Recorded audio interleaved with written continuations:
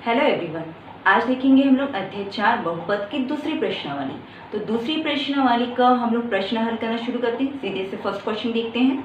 तो first question क्या दिया गया है हम लोग को, बहुपद 5x का घन ऋण 2x का वर्ग धन 3x ऋण 2 का मान ज्ञात कीजिए यदि। तो यहाँ पे x का मान दिया गया है, फर्स्ट में आपका शून्य है, तो शून्य रखने पे तो आपको मालूम है पूरा ही 0 हो जाएगा, सिर्फ ऋण 2 मिलेगा, इसलिए मैं दूसरा और तीसरा बताऊंगी आपको। तो दूसरे में क्या दिया है, x बराबर 1। ठीक है, तो सबसे पहले जो बहुपद दिया गया है उसको लिखते हैं। दिया है बहुपद 5x का घन ऋण 2x का वर्ग धन 3x ऋण 2। ठीक है ना, में x बराबर 1 रखने पर, अब x का मान जहां पे भी है x है वहां पे हम लोग क्या रखेंगे, 1 रखेंगे। ठीक है, तो क्या हो जाएगा हम लोग के पास में ये 5 हो गया।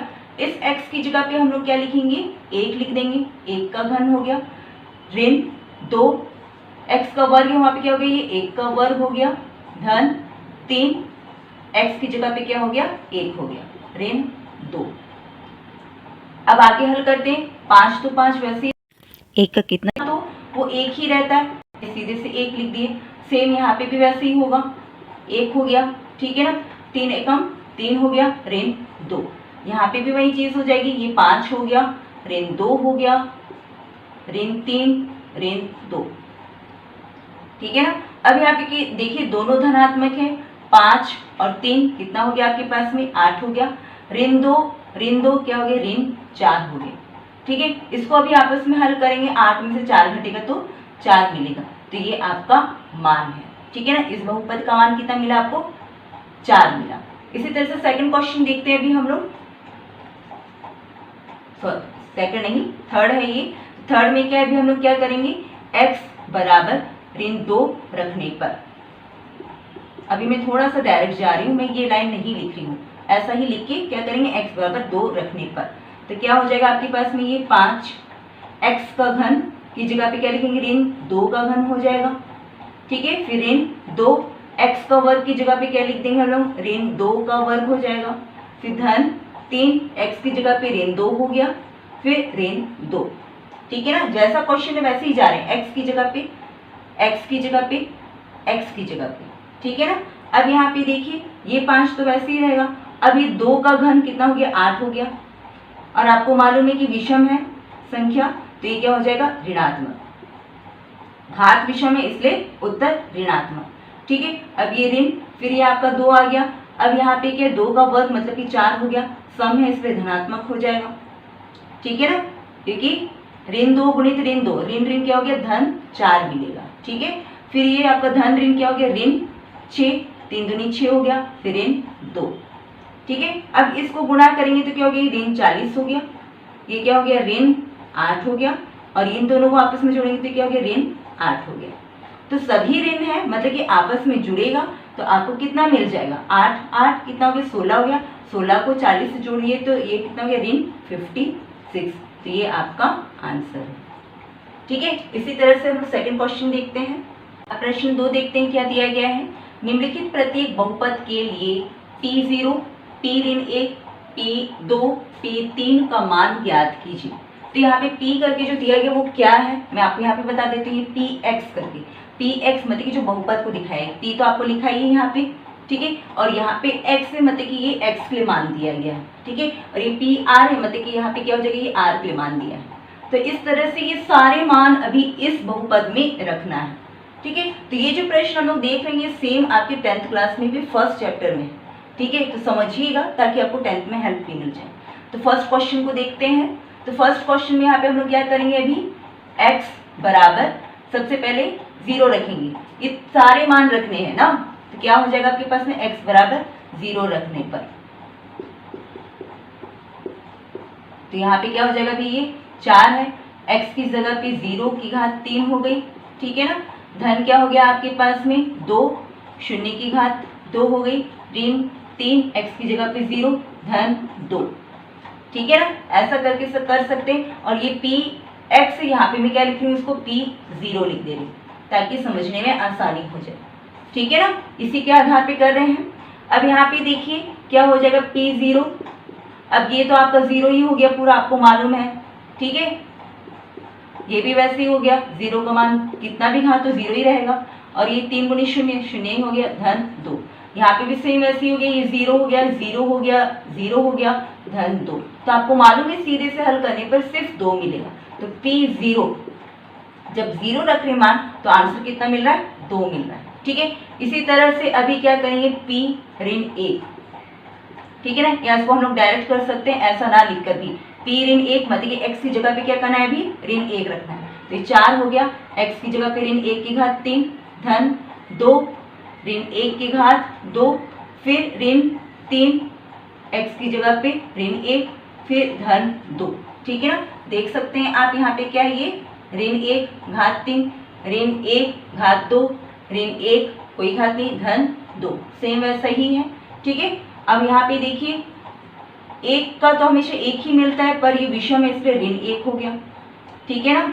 अब यहाँ पे देखिए ये 2 ये सम है इसलिए धन 1 हो गया, ऋण ऋण क्या हो गया, ये आपके पास में धन 3 एकम 3 धन 2 हो गया। इसको हल करेंगे, ऋण 4 हो गया, ये आपका 2 हो गया, 2 एकम 2, इसको आपस में जोड़ेंगे तो कितना हो गया, 5 हो गया, ठीक है। ये अब सब आपस में हल कर लेते हैं, ये क्या हो गया 2 और 5 7 हो गया, 7 में से 4 घटाए तो आपको कितना मिल गया, 3 मिल गया, और ये बड़ी संख्या हो जाएगी 7 धनात्मक है इसलिए उत्तर क्या मिलेगा, धन में मिलेगा, ठीक है ना। तो ये आपके P-1 का मान है, ठीक है। इसी तरह से 2 के लिए देखते हैं, P2 अभी 2 रखना है, ठीक है ना। इसी क्वेश्चन के आधार पे चलते हैं, आपका क्या होगी 4 आपके पास में 2 की घात अभी 3 हो गई धन फिर 2 क्या होगा 2 की घात अभी कितनी होगी 2 होगी ऋण 3 यहाँ पे क्या हो जाएगा आपके पास में 2 हो जाएगा धन 2, ठीक है ना, क्वेश्चन के अकॉर्डिंग चल रहा है। अब ये क्या है आपका 4 2 का घन मतलब कितना हो गया आपके पास में 8 हो गया धन 2 2 का वर्ग मतलब कितना हो गया 4 हो गया, अब ये 2 तिया कितना हो गया 6 हो गया धन 2, ठीक है ना। अब 4 8 से कितना है आपके पास में 32 हो जाएगा, ठीक है। अब 2 4 जा 8 हो गया, अब ये ऋण धन कितना हो जाएगा घटेगा ऋण 4 मिलेगा, ठीक है। धन को हम लोग आपस में हल कर लेते हैं, कितना हो गया ये 40 हो गया 32 प्लस 8 40 माइनस 4 कितना मिल गया 36, तो ये आपका आंसर है, तो ये P2 के लिए मिला, आया समझ में। इसी तरह से P3 के लिए देखते हैं, ठीक है। तो P3 के लिए भी करेंगे तो क्या हो जाएगा ये 4 3 की घात 3 प्लस 2 3 की घात 2 माइनस 3 3 हो जाएगा प्लस 2 ऐसा हो जाएगा। अब यहाँ पे देखिए 4 3 का घन कितना होता है 27 होता है, ठीक है, प्लस कितना हो गया 2 3 का वर्ग करेंगे कितना हो गया 9 हो गया 3 3 सा 9 हो गया प्लस 2 हो गया, ठीक है। अब इसको मल्टीप्लाई कर लेते हैं, कितना हो जाएगा 4 7 सा 28 2 और ये 4 2 सा 8 और 2 कितना हो गया आपके पास में 10 108 मिलेगा, ठीक है। धन कितना हो गया 2 9 18 धन ऋण हल होगा तो ऋण 7 मिलेगा आपको, ठीक है। अब इन दोनों को आपस में जोड़ लेते हैं तो कितना हो जाएगा आपके पास में 126 हो जाएगा, जोड़ के देख लीजिएगा आप लोग, ठीक है ना। फिर ऋण 7 तो हल करेंगे तो इस तरह से कितना हो जाएगा आपके पास में ये 16 हो गया, 16 में से 7 घटाए तो 9 यहाँ पे 1 और ये 1, तो ये आपके पास में कितना मिला 119। तो ये फर्स्ट क्वेश्चन का बस हल है, ठीक है ना। इस तरह से सारे मान के लिए निकालना है। तो P3 के लिए हमको कितना मिला 119, P2 के लिए कितना मिला 36, P-1 के लिए कितना मिला 3 मिला, P0 के लिए कितना मिला 2 मिला। इसी तरह से सेकंड क्वेश्चन को हल करेंगे, सेकंड क्वेश्चन को भी हल करते हैं। क्या हो गया P0 के लिए भी, ठीक है ना, तो क्या हो जाएगा यहाँ पे 0 ऋण 1 0 धन 1, ठीक है ना। तो क्या हो जाएगा आपके पास में ये ऋण 1 और ये क्या हो जाएगा आपके पास में धन 1, ठीक है। धन ऋण कितना हो जाएगा आपके पास में ऋण 1 मिलेगा, कोष्टक के मतलब गुणा होगा तो ये फर्स्ट हो गया। इसी तरह से P-1 के लिए क्या हो जाएगा अभी आपके पास में ऋण 1 क्वेश्चन के आधार पे देखिएगा, फिर क्या है ये ऋण 1 धन 1, ठीक है ना। ऋण कितना हो जाएगा ऋण हो गया और धन ऋण क्या हो गया आपके पास में 0 हो गया, आपस में गुणा होगा कितना मिला 0 मिल गया, ठीक है ना। अब फिर उसके बाद में P2 के लिए देखते हैं तो क्या हो जाएगा आपके पास में 2 आर की जगह पे ऋण 1, ठीक है, फिर 2 धन 1, आर धन 1 की जगह पे। इसको हल करेंगे, 2 में से 1 घटाए 1 हो गया, और ये कितना हो गया 3 हो गया, 3 एकम 3, ये आपका आंसर है। उसी तरह से P3 के लिए तो क्या हो गया 3 ऋण 1 हो गया, और फिर 3 धन 1 हो गया, एक बार धन एक बार ऋण, ठीक है, ये कितना मिल गया 2 हो गया, 3 में 1 हटाए तो 2, और इसको जोड़े तो कितना हो गया 4, कोष्टक मध्ये गुणा, आपस में गुणा होंगे, कितना हो गया 8, ठीक है ना। तो इस तरह से इन प्रश्नों को हल